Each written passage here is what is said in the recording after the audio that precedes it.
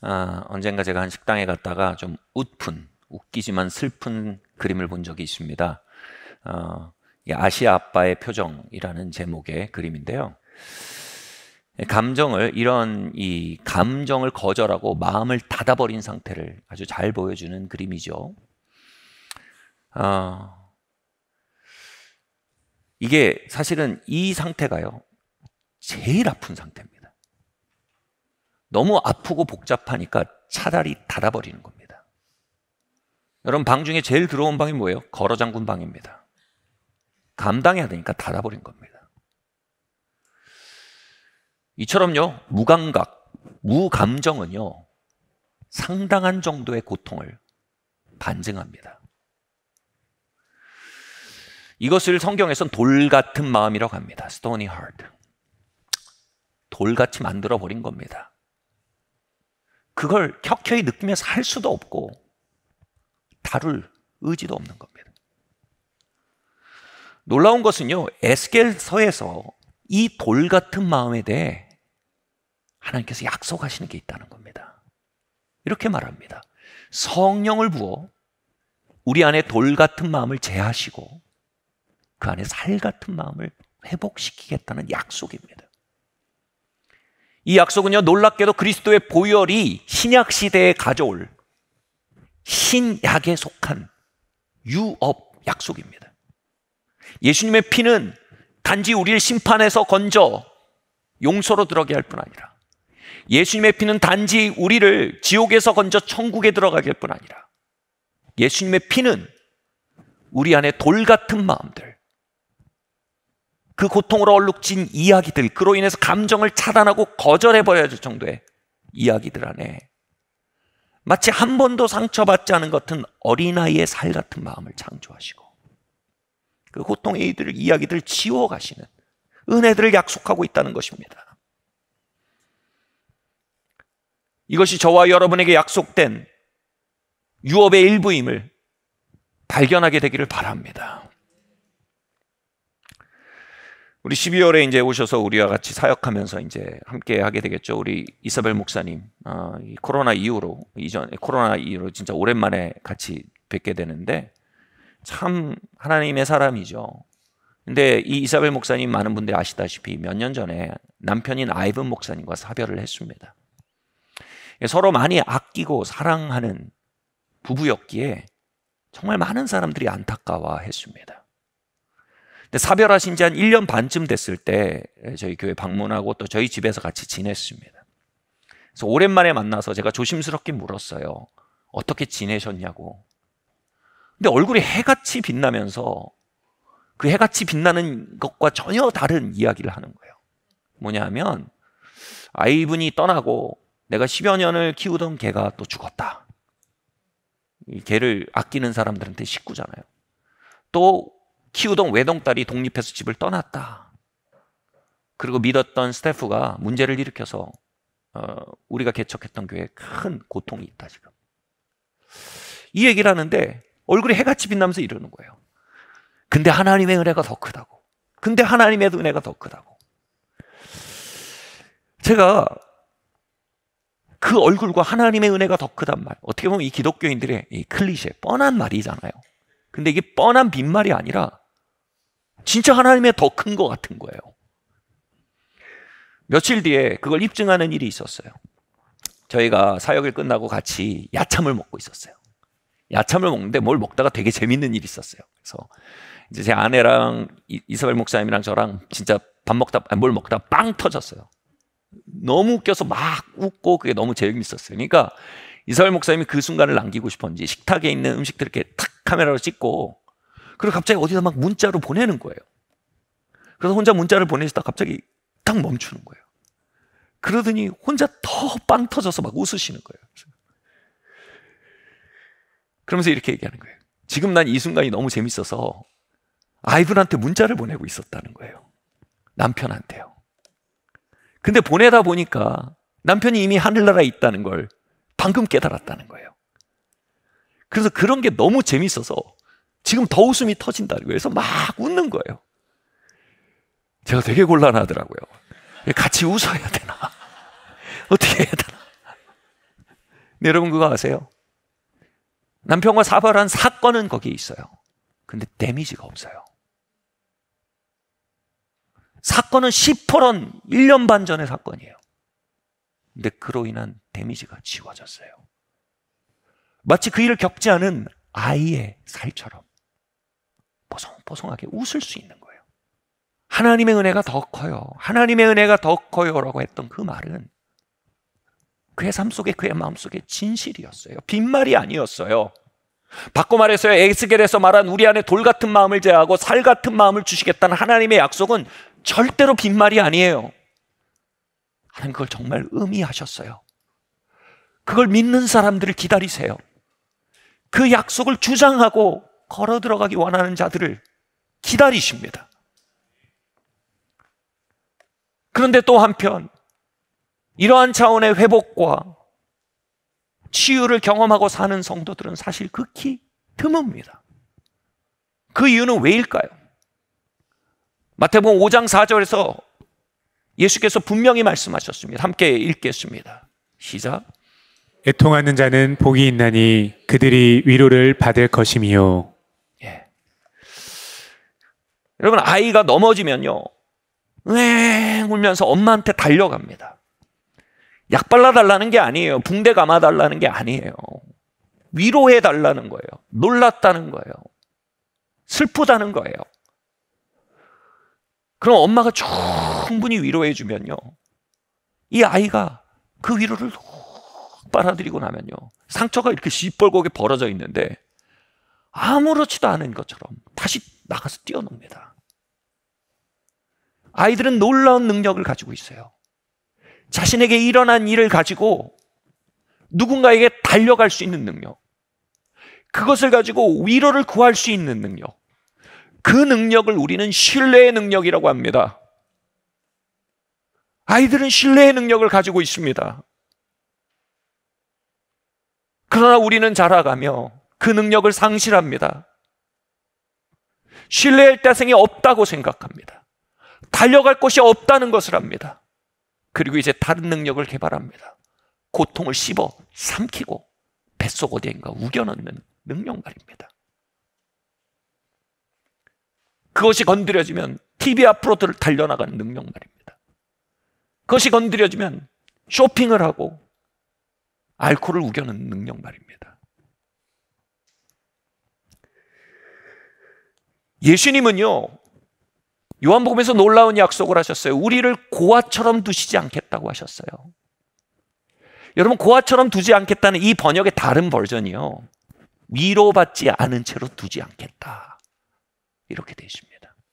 예수님의 눈에는요, 위로받지 못하는 삶, 위로 없는 삶, 고통을 씹어 삼키며 그저 견디는 삶에 대해 고아의 삶이라고 말씀하시는 겁니다. 예수님은 우리를 고아처럼 두지 않길 원하십니다. 우리의 고통이 위로받지 않은 채로 방치되지 원치 않으십니다. 그래서 보혜사를 보내시겠대요. 성령님의 다른 이름이죠. 보혜사의 번역이 comforter, 위로자입니다.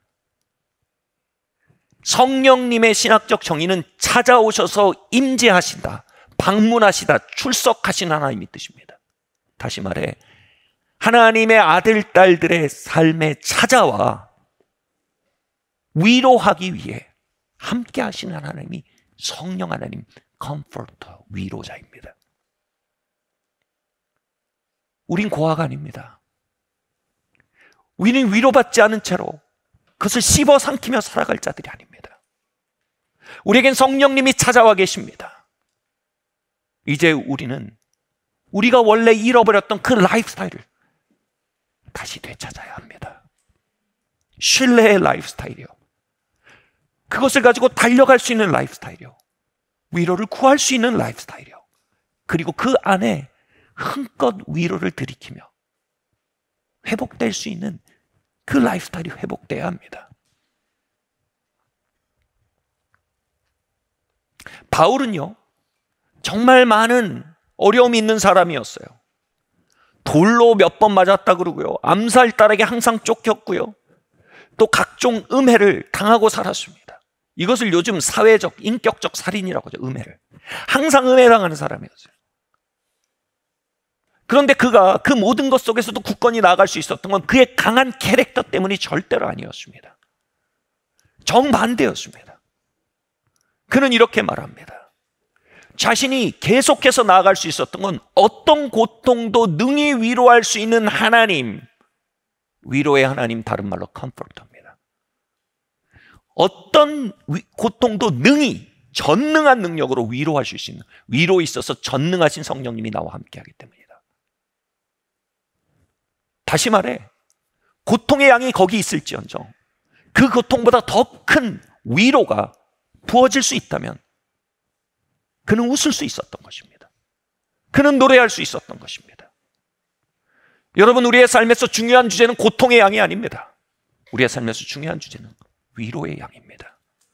우리의 삶이 어딘가 걸려서 나아가지 못한다면 그것은 고통 때문이 아닙니다.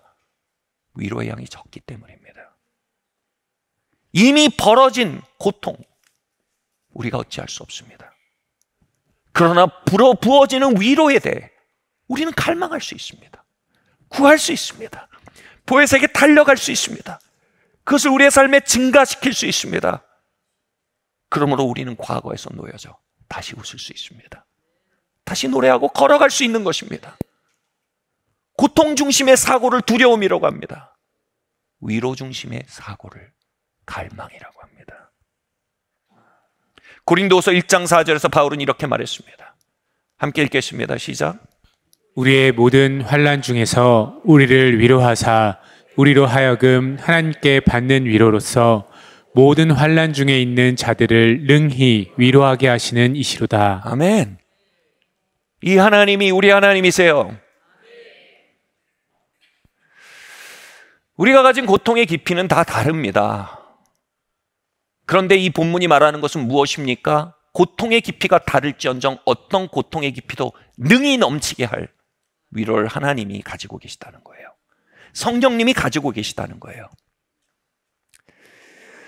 저희가 이 군대에서 배식을 받을 때면 이게 다 식판이 똑같지가 않아요. 어떤 식판은 국그릇이 치명적으로 깊어요. 그럼 어떻게든 그 식판을 받으려고 이렇게 막 조율을 합니다. 그래서 식판을 먼저 받고 그 다음에 배식대로 가면, 여러분, 이 밥 구멍이랑 국그릇이 깊으면요 조금이라도 더 받을 수 있어요. 알아요. 우린 밥통과 국통을 충분히 채울 무언가가 배식대에 있음을요. 그렇게 거기서는요 더 깊은 국그릇, 더 깊은 밥그릇을 취하려고 묘한 긴장 분위기가 형성이 됩니다. 여러분, 이 본문에 기초하면요 우리의 삶에 허락된 고통의 깊이는요 위로를 담을 밥그릇의 깊이라는 거예요. 그것을 믿으면요 우리가 받은 고통의 깊이가 깊으면 우리가 받을 국이 얼마나 많은지를 기대하게 된다는 거예요. 그러나 그걸 믿지 않으면요 왜 내 식판은 이렇게 깊냐고 그 자리에서 주저앉게 된다는 거예요. 바울은 누구보다 깊은 식판을 받았지만 소망 가운데 그 식판을 들고 배식대로 간 거예요. 컴포터에게 간 거예요. 뭐라고 말합니까? 바울은요 우리가 어떤 깊이의 식판을 가졌던 능히 넘치게 하사 뭐라고요? 여분으로 남까지 위로할 만큼 위로를 부어주시는 하나님이래요. 하나님은요 위로에 있어서 관대하십니다. 그 깊이를 다 채우고도 넘치는 분을 주사 주변을 위로하게 하신대요. 이게 뭐예요? 이게 헨리 나우엔이 얘기한 운디드 힐러, 상처받은 치유자의 개념입니다. 우리의 고통의 깊이, 우리의 아픔의 깊이가 오히려 그분의 위로의 컨테이너가 되어서요 그것이 깊은 자일수록 더 깊은 위로를 실어 나를 수 있고요 그것이 클수록 더 광대한 위로를 실어 나를 수 있는 컨테이너가 된다는 거예요. 그래서 능히 환난 가운데 있는 모든 이들에게 그 위로를 흘려보낼 수 있는 위로의 통로가 될 수 있대요.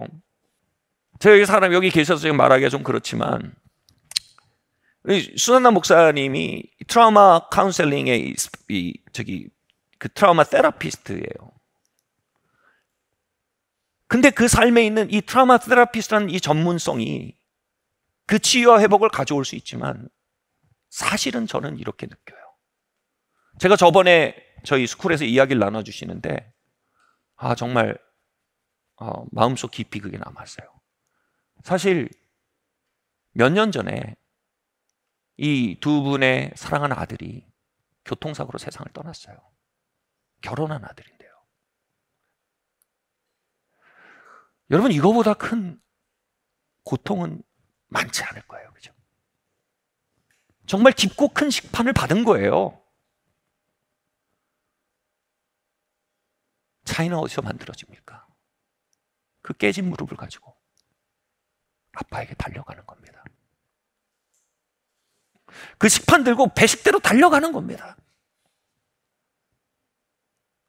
거기서 오히려 하나님의 위로와 치유의 길을 배워가고, 그 국통 가득이 하나님의 회복을 받았고, 이제는 오히려 트라우마 테라피스트가 되고, 그 국통을 통해서 하나님이 수많은 이들을 위로하고 치료하고 자유케 하는 일로 이제 하나님이 사용하시는 거예요. 사랑하는 성도 여러분, 지금 여러분 국통, 밥통 어떠십니까? 혹시 어디 구더기에 던져버려서 구더기가 나고 고름이 진액이 흘러나오고 있지 않습니까? 여러분, 귀히 들어 올려야 합니다.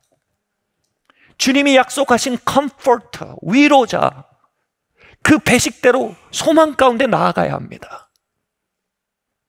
같이 말할까요? 능히 우리의 이야기들을 위로하시고 넘치게 하사 능히 나누어 줄 목의 위로까지 부어주시는 나의 하나님. 그 어린아이가 가졌던 능력이 우리 안에 돌아올 때 하나님의 위로는요, 위로자이신 성령님의 임재는 제한 없이 부어주실 수 있는 겁니다. 제가 첫 번째 안식년 때 제 마음의 치유의 필요성을 절감했어요. 그래서 상징적으로 보여주는 사건이 있었어요. 기도하는 중에 한 집을 그 비전으로 봤어요. 저의 삶인 것 같아요. 그 거실이 너무 팬시하고 깨끗하고 멋졌어요. 근데 문제는 그 거실에 악취가 나는 거예요. 이 악취가 어디서 나나 했는데 지하실로, 제 기도의 이 앵글이 이렇게 가는 거예요. 지하실로 이렇게 내려가 보니까 지하실에 오래된 냉장고 안에 유효기간이 지난 음식들이 썩어서 악취가 나고 있는 거예요. 그게 거실까지 올라오는 거예요. 그 유효기간이 지난 음식이 뭡니까? 제 삶에 있었던 크고 작은 고통의 이야기들이에요. 전 그걸 제때 처리하지 않았어요. 그것을 처박아뒀어요. 옆으로 밀어놨어요. 이것이 건드려지면, 당시 제가 회개하기 전이죠, 친구들이랑 막 술 먹고, 이것이 건드려지면 저를 자극할 수 있는 것들로 달려갔어요. 그러면서 이것들은 옆으로 치워지고 지하실로 눌러지고 썩어간 거예요. 이제 그 오래된 음식에서 피고름이 나도록 방치된 겁니다. 주님께서 말씀하셨어요. 애통하지 않으면 위로를 받을 수가 없어요. 우리가 우리에게 있는 크고 작은 고통의 이야기들을 들어올리는 법을 알지 못한다면, 그것을 가지고 하나님 앞에 우는 법을 알지 못한다면, 그것을 성령님 앞에 토설하는 법을 알지 못한다면, 우리가 하는 것이 그저 그것을 씹어 삼켜 어디엔가 처박는 것뿐이라면 우리는 하나님의 위로로부터 격리된 삶을 살게 되는 거예요. 저의 그 비전 속에 숨은 집처럼요. 그리고 그 비전을 본 이후로요, 제 삶에 치워놨던 수많은 이야기들이 저의 기도 안으로 돌아오기 시작했어요. 저의 예배 안으로 돌아오기 시작했어요. 그 억울함과 그 분노와 그 쓴 마음들이 기도와 예배 안에 나의 애통거리가 되어 올라오기 시작했어요. 그렇게 하나님 앞에 지난 문제들을 가지고 한두 달을 애통하며 지내는 시간을 가졌어요. 그것이 제 안에 현실이 되어질수록 위로자이신 성령님은 제 삶에 더욱 현실이 되어가기 시작했어요. 당시에 제가 저널링하던 노트가 있었는데 한 요만한 노트였는데 이걸 피면 이만해지죠.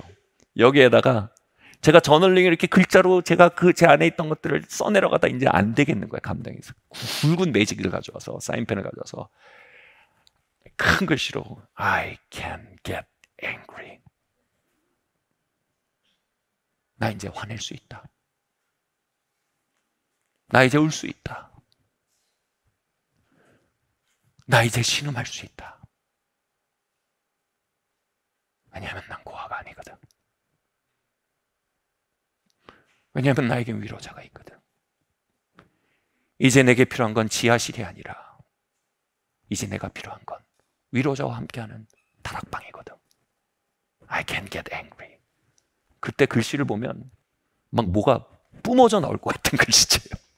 그 수많은 에너지가 담겨 있어요.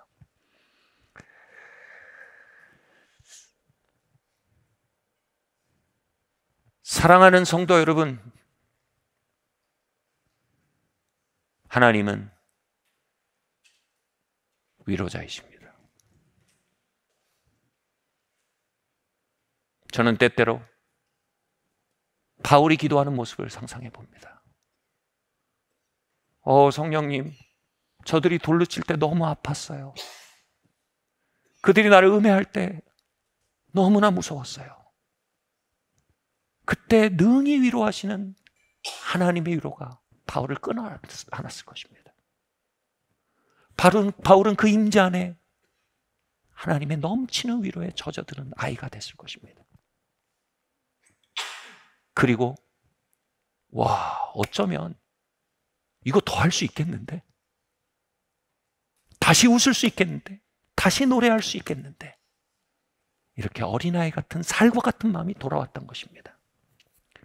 그를 가게 했던 건 그의 성품적 강인함이 아니었습니다. 그를 가게 했던 건 잃어버렸던 어린아이의 능력을 회복하는, 다시 말해 겸손과 신뢰의 가치가 그를 가게 했던 것입니다. 여러분, 그 회복이, 어린아이의 능력이 회복되는 일이 저와 여러분의 신앙의 중심으로 돌아오기를 바랍니다.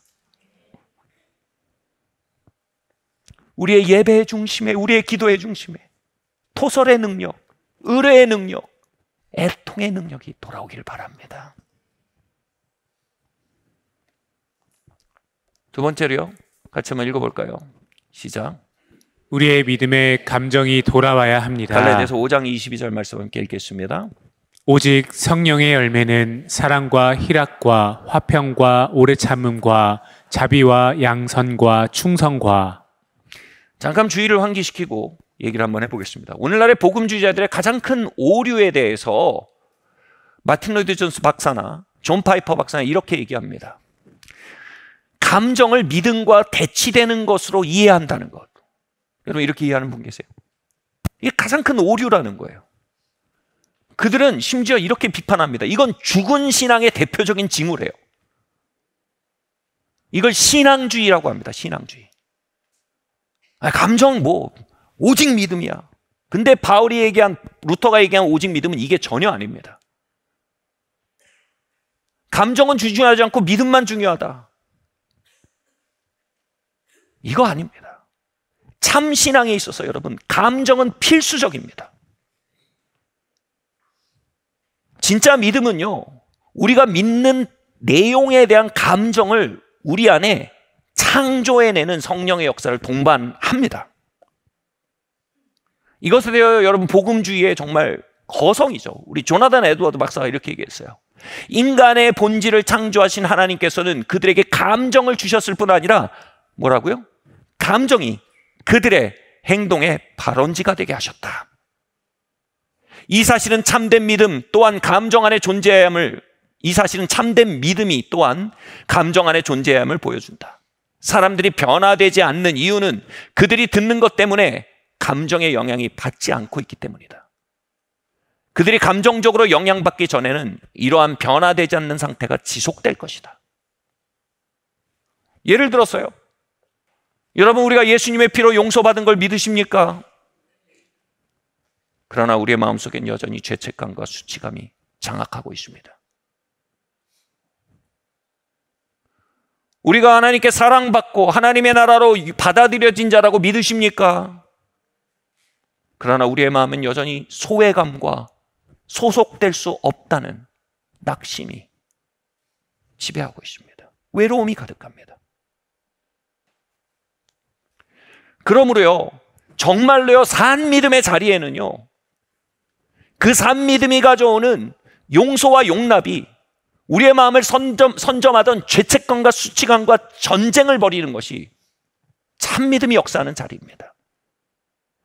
그래서요, 그 참 믿음이 가져오는 참된 용서와 용납의 감정이 우리의 죄책감과 수치감의 감정과 전쟁을 벌여 그것을 내어 몰고 이제 새로운 주인으로 그 복음적 감정들이 자리에 나가는 그 치열한 전투가 바로 참 믿음의 여정이라고 조나단 에드워드가 말하고 있는 것입니다. 여러분, 생각해 보십시오. 오랫동안 캐캐묵은 눌러붙은 소외감과 외로움이 우리 안에서 빠져나가고 용납과 사랑이라는 그 엄청나게 경건하고 놀라운 감정이 우리 안에 흘러 들어온다면, 그런 일이 일어나는 현장을 한번 상상해 보십시오. 우리가 과연 찬송과 4절 부르고 아멘 하고 앉고 끝날 수 있을까요? 아마 그곳은 아수라장이 될 거예요.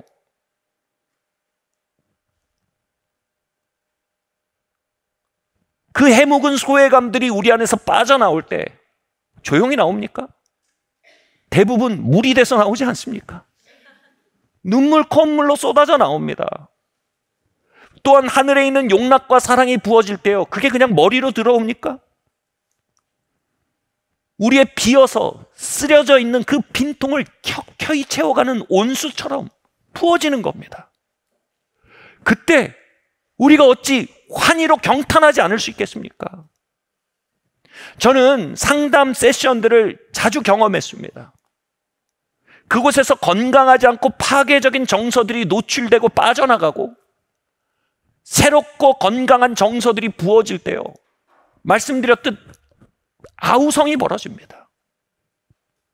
울고 불기도 하고요, 어떤 사람들은 막 몸을 떨기도 하고요, 어떤 사람은 심지어는 졸도하는 경우도 있어요. 여러분, 성령님의 다른 이름이 보혜사, 컴포터, 또 상담자이십니다. 여러분, 그분이 참 믿음과 함께 역사하실 때 그 현장이 어떠하겠습니까? 가히 전쟁터를 방불할 것입니다. 놓아버릴 수 없던 감정들이 표면으로 드러나 그것이 빠져나가며, 또 한 번도 대면할 수 없었던 그 놀라운 감정들이 내 안에 부어져 그 앞에 환희하는 일들, 그것은 거룩한 전쟁터와 같을 것입니다. 역사상 여러분, 영적 부흥은요, 언제나 이 소란스러움을 동반했습니다.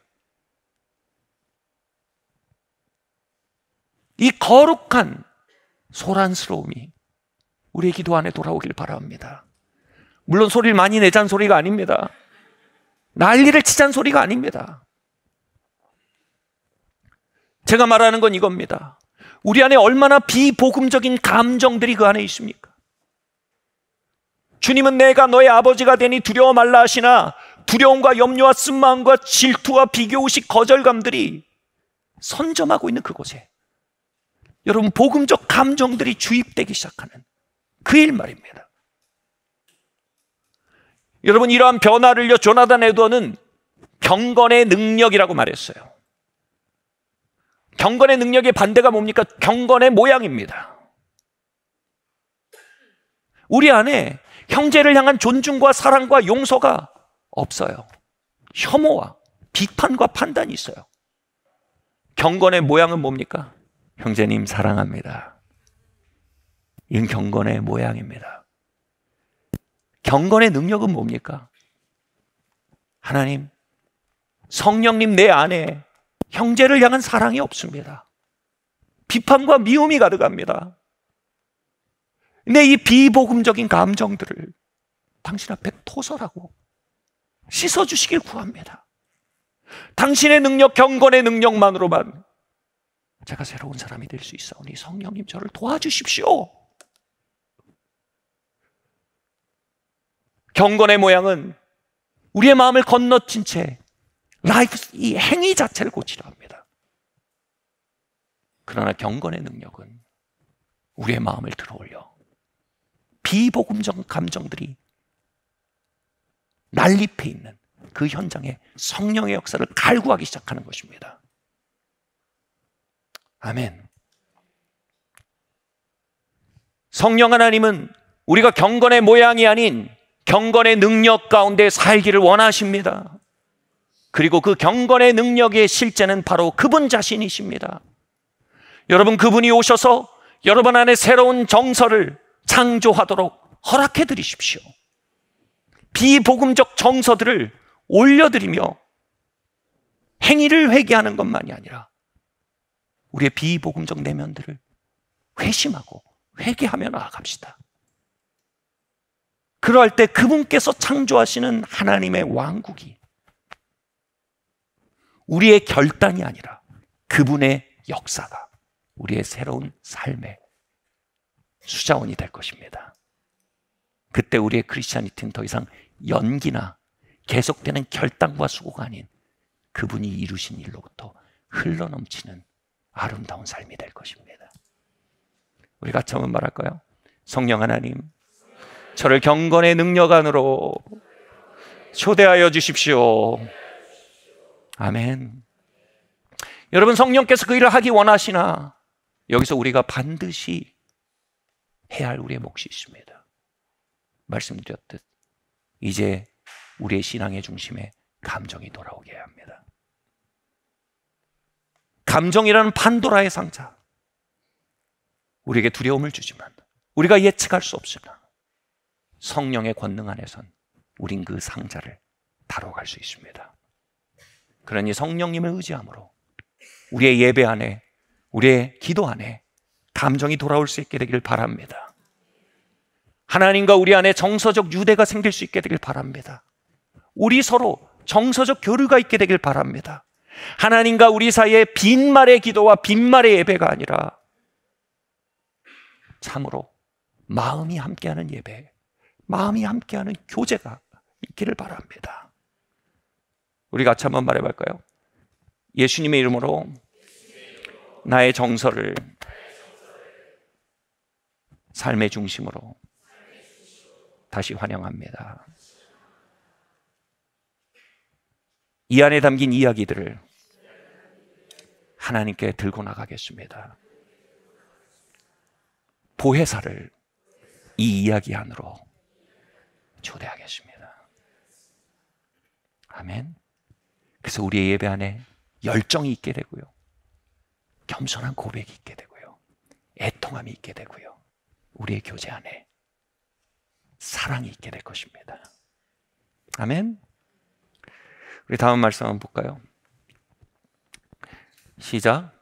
그분의 영광을 만날 때 우리는 과거에서 노임 받습니다. 시편 8편 1절 말씀 함께 읽겠습니다. 시작. 여호와 우리 주여, 주의 이름이 온 땅에 어찌 그리 아름다운지요. 주의 영광이 하늘을 덮었나이다. 아멘. 여러분, 치유에 대해서 우리가 잘못 생각하며 치유는 고통을 도말하는 일이라만 생각할 수 있습니다. 아닙니다. 치유는요, 원래 의도된 삶을 살 수 있게 되는 게 치유입니다. 고통이 아예 없는 삶은 없어요. 단지 우리가 원래 의도된 삶을 살 수 있는 능력이 회복되는 겁니다. 웨스터민스터 신앙 고백, 유명한 고백이죠. 여기에 첫 번째가 이겁니다. 사람의 본분, 하나님의 디자인이 뭐냐면 하나님을 즐거워하고 그분을 영원토록 영화롭게 하는 게 인간의 본분이래요. 하나님 그걸 위해서 우리를 지으셨대요. 하나님과 그분의 피조개를 진정으로 즐거워하도록 지으셨대요. 그리고 영광을 돌린다는 게 경탄한다는 거예요. 그 앞에 경탄하며 하나님을 노래하도록 지으셨다는 거예요. 여호와 우리 주여, 주의 이름이 온 땅에 어찌 그리 아름다운지요, 주의 영광을 하늘 위에 두셨나이다. 이게 빈말이 아니라 우리 가슴에서 터져나오는 찬사가 될 때,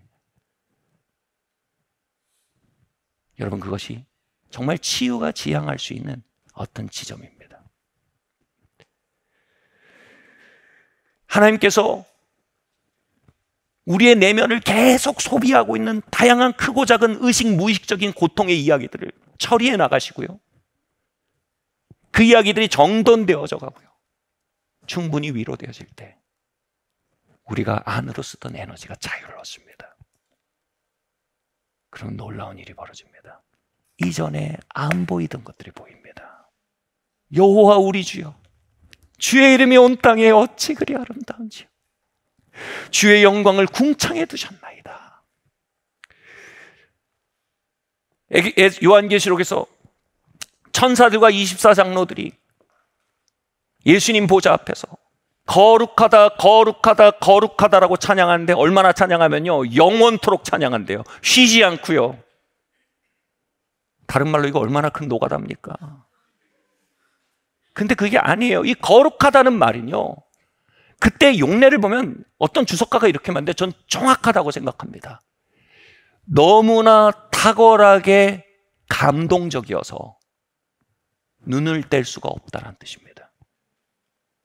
홀리 자체가 탁월하다는 뜻이거든요.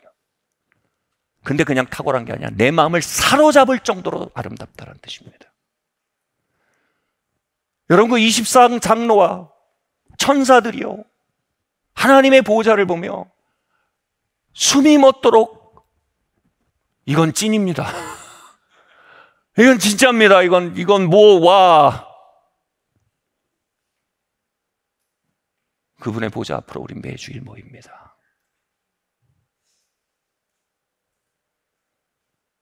주님께서는 그 경탄이 우리 안에 회복되게 하길 원하십니다. 한 신학자가 이렇게 말했습니다. 이 땅에서 볼 수 있는 가장 하나님께 영광이 되는 일은 충만히 살아가는 한 인간이다. 과거의 짐들을 벗어버리고 에너지들이 그곳에 소진되지 않고 그 에너지들이 다 모여져 충만하게 하루를 사는 그 사람의 얼굴, 그 사람의 말투, 그 사람의 예배, 그 사람의 아침 해를 떠오를 때 그 경탄, 가족과의 식사를 할 때 그 경탄, 여러분, 그것이 하나님께서 이 땅에 세워가시는 가장 놀라운 하나님의 영광의 반사체라는 겁니다. 저는 감히 확언합니다. 하나님은 여러분 한 명 한 명을 이 땅에 충만히 살아가는 한 인간으로 만들어가기로 작정하셨습니다. 그래서 우리에게 보혜사를 보내십니다. 그래서 우리에게 초청하시고 말씀하십니다. 말씀을 마치려고 합니다. 요셉은 너무 많은 일을 겪었어요. 형들이 배신하고 애굽에 팔아버렸고 모함당해서 감옥에 갇혔고요, 하나님의 회복의 과정을 겪으며 첫 아이를 낳고 그 이름을 지었는데 기가 막혀요. 그 이름이 이거예요. 하나님께서 애굽의 모든 고통을 잊게 하셨다, 므낫세다, 이렇게 지었습니다. 그 10여 년의 모든 고통의 이야기들이 보혜사 안에 녹아진 거예요. 그것의 에너지가 더 이상 빼앗기지 않는 거예요. 이제 내가 노임을 받았다. 그리고 둘째를 낳는데 그 이름이 기가 막혀요. 에브라임이라. 하나님께서 이제 나를 형통하게 하실 것이다. 사랑하는 성도 여러분, 므낫세를 지나지 않으면 에브라임으로 갈 수 없습니다. 하나님의 참된 목적과 디자인 가운데 충만히 사는 우리, 진정한 거룩한 번성 가운데 사는 우리, 그 우리는 므낫세의 좁은 길을 통과한 다음 지점임을 우린 발견해야 합니다. 저는 이곳에서 많은 분들이 므낫세를 낳기 위해 진통하고 계심을 느낍니다. 그것은 그들 모두를 에브라임의 시대로 부르시기 위한 하나님의 아름다운 계획임을 저는 확신합니다. 이제 그 깊게 파인 고통의 밥통, 국통을 들고 여러분의 이야기를 들고 위로자를 걸어 나갑시다. 컴포터, 보혜사께로 나아가 그분을 구합시다. 그리고 그 안에 얼룩져버린 수많은 비복음적 에너지들과 감정들을 주님께 의탁합시다. 씻어주세요, 주님. 경건의 능력이 회복되게 해주십시오. 이제 경건의 모양이 아닌 능력 안에 살기 원합니다. 그리함으로 삶에 대한 경탄과 서로에 대한 경탄과 무엇보다 하나님에 대한 경탄, 거룩하다, 거룩하다, 거룩하다. 그 경탄이 살아있는, 충만하게 살아있는 한 인간으로 나의 여생을 살아가기 원합니다. 그 초대가 이 자리에 있는 모든 분들에게, 또 온라인으로 예배하신 모든 분들을 향해 있음을 저는 믿습니다. 이 시간 그 초대에 응답하여 우리 자리에서 일어납시다.